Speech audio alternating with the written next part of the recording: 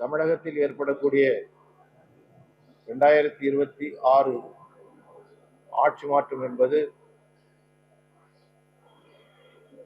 ஒட்டுமொத்த நாட்டிற்கும் ஒரு அரசியல் திருப்பு முனையாக உறுதியாக அமையும் என்கின்ற நம்பிக்கையும் நமக்கு இருக்கின்றது.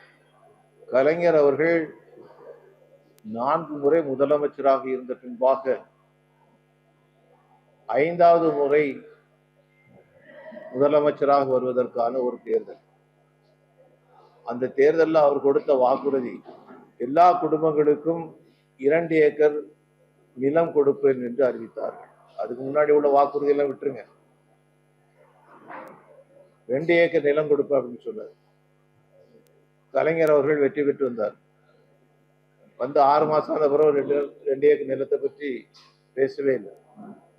பத்திரிகையாளர் நீங்க தான் கேட்டீங்க, ஐயா நீங்க 2 ஏக்கர் நிலம் கொடுப்பேன்னு சொன்னீங்களே, எப்ப கொடுப்பீங்கன்னு. 5வது முறையாக ஆட்சிக்கு வந்த முதலமைச்சர் சொல்றாரு, இப்பதான் எனக்கு தெரியுது தமிழ்நாட்டில் வந்து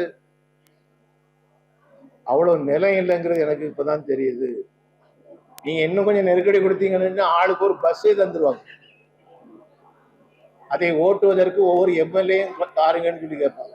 உங்களுக்கு வாகன ஓட்டியாக நாங்கள் வருவதற்கு தயாராக இருக்கிறோம், திமுக எம்எல்ஏக்கள் வருவதற்கு தயாராக இருக்கிறோம், ஓட்டு போடுங்க.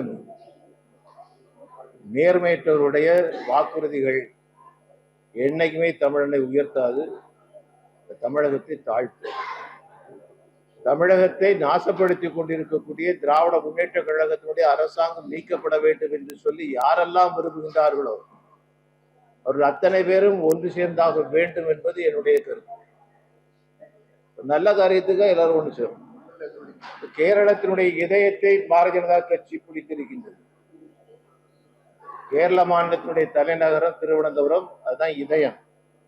இதயம் இன்று பிஜேபியினுடைய கோட்டையாக மாறி இருக்கிறது.